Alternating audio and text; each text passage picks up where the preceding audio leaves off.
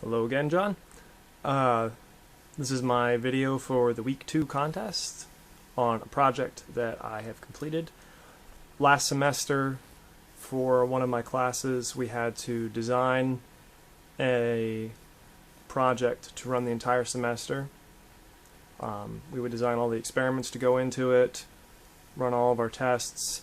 The professor's pretty much there just to answer questions and make sure we didn't hurt ourselves. And at the end we had to give a report, so I'm going to be going through my PowerPoint presentation on the project we did. So here we go. Last semester the project we worked on was the growth and fermentation of oyster mushrooms for use as an alternate fuel source. I was the lead on this project. The reason why we were interested in this is currently ethanol that's produced from cellulose media such as corn is done by first hydrolyzing the corn, which involves the use of strong acids and enzymes. Funguses naturally are decomposers that produce cellulase and break down cellulose into simple sugars. Our thought was by using fungus to first break down the corn or whatever media it may be, we would be able to remove the need for hazardous reagents like sulfuric and hydrochloric acid and also enzymes. Some of the processes require either high heat or high pressure, so we'd be able to cut out the need for these energy-intense steps. And then, before undergoing fermentation, the media needs to be purified and detoxified to remove any of the enzymes or acids that would interfere with fermentation. So we'd be able to cut out all of these steps. Before we did the project, we did a theoretical assessment of the yield we could expect. If anyone's interested, I can post links to the sources that I have for this, or the paper that we wrote. In the literature, we were able to find 500 grams of rice straw substrate, which was the highest yielding substrate, would give about 415 grams of mushrooms. The sugar content of mushrooms is fairly low for the ones that we could easily grow. It's about 2% or 8.3 grams of sugar. Also, the substrate, not just the mushrooms, contains a similar amount of sugars.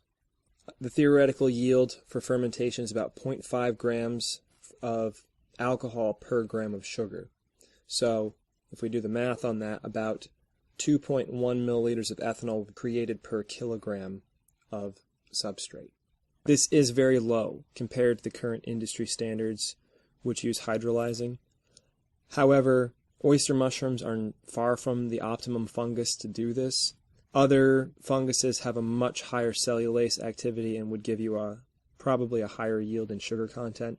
But oyster mushrooms were the highest sugar content we could find that was readily available. The other types of funguses are ground-dwelling, they're hard to isolate, they're difficult to culture in the lab, and oyster mushrooms have well-documented growth conditions.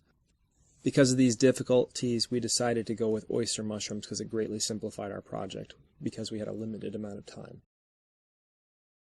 The steps overall for our project would be the isolation of mycelium, the growth of it in liquid media, which we'd use for inoculation, growing it on potato agar, and then in media such as rice and beans, and finally the fermentation of the mushrooms. Our first attempt at this, we bought mushrooms from the store, we isolated the spores, and then inoculated a liquid media that we prepared, which was a yeast growth media called BMMY. This had contamination, though. When we examined it under the microscope, we found a lot of small rod-shaped bacteria. It was probably E. coli. So we tried a separate approach. We found a better media that was able to grow the yeast, and we also added ampicillin to try and cut down on any bacterial contamination. When we assessed the growth in this media, which you'll see on the top picture here, there's a nasty blue blob on our slide, we were able to find hyphae, and there seemed to be no contamination, so we successfully isolated only our fungus. The next step was we used this liquid media and injected it into jars of media that would represent whatever we were growing it on. We first tried grass and rice and beans. We grew these in an incubator at 37 degrees C. The rice and beans grew very well. The grass did not. Part of the reason for this is we did not pack the grass close enough for the fungus to grow well. But also the temperature was far too high. It was almost at the range where it was starting to kill the fungus, and this encourages contamination. So we tried a second attempt at growing fungus in jars, and this used sweetgrass. The pictures were taken 2 weeks after inoculation. These were grown at ambient temperature. The pH of the bottom one was adjusted to about 7.6. We found that a more basic media produces higher growth rates, but it also produces abnormal growths. The color is supposed to be white. The bottom one is not color adjusted. It grew orange. There's also red flecks in it, so you can see that it grew a little weird. But we just wanted to encourage faster growth. We didn't care what it looked like. So the next step was fermentation, which we did early on because this was one of the longer steps. And since we only had 2 months or so to work on this project, we needed to start quickly. We bought mushrooms from the store. We processed them similar to how you would do beer brewing. We pulped them, boiled them, created a wort. We filtered that, autoclaved it, and then we inoculated it with brewer's yeast and let it grow in an incubator. The top jar shows growth after a week, and the bottom jar shows growth after 2.5 weeks. To assess the amount of ethanol, our first thought was to use a UV spectrophotometer. This, unfortunately, we learned presented a number of problems. We did a calibration curve, which you can see here, and had a 98% R-squared, so we had a very good relationship for our ethanol concentration. Unfortunately, our sample was contaminated with other growth byproducts from fermentation, which also seemed to react at 205, so we were getting readings of like 120% ethanol, which is not possible. So we tried to eliminate these contaminants by using fractional distillation. One thing I haven't mentioned was the odor was extremely bad from our first fermentation. The distillation did not help this, so despite the fact that we went from a dark brown color to a clear liquid, it still smelled quite bad. We were still getting readings way too high. We then tried to use a more advanced setup with an ICO-HR rotational evaporator, which can also be used for distillations. This worked very well, but our readings were still over 100%. So we tried to do a second fermentation. We learned that by running the fermentation that long and in the presence of oxygen, the yeast undergoes something called autolysis, where the yeast runs out of food basically and starts eating itself, and you get weird byproducts, and that's probably where the bad odor came from. So for our second fermentation, we took small amounts of our liquid that we prepared before our wort. We put them in these amber vials with a rubber septum cap.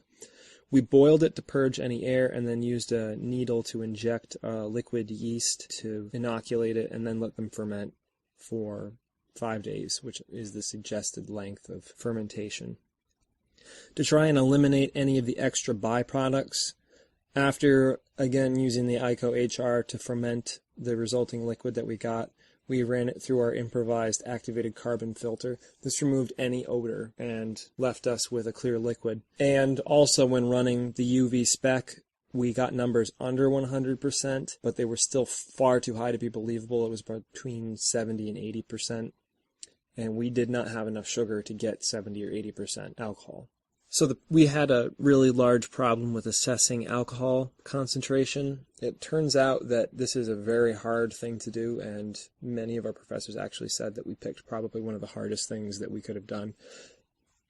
The way the alcohol content is measured for brewing is they use a thing called a hydrometer, which measures the density of your liquid. So you measure the density before you ferment, after you ferment, you compare, and there's a chart that says that you got this percent ethanol about. Unfortunately, this is temperature dependent and it's not specific. The UV spectrophotometer also is not specific, so any contamination, any other byproducts, were throwing our readings way off. We did have a gas chromatograph. Unfortunately, this isn't good for ethanol. We also had a high pressure liquid chromatograph, but at the time, at the end of our project, it was not running. And because we didn't have a pure sample, we weren't able to use nuclear magnetic resonance to see what structures we had. So in the end, we had to infer that we had fermentation. We did have gas buildup It did smell strongly of fermentation, had that bread yeasty smell. And the density did change. From the density measurements we had, we estimated between 5 and 10% ethanol. So, in the conclusion of our project, we were able to do several things successfully. We isolated spores from a mushroom.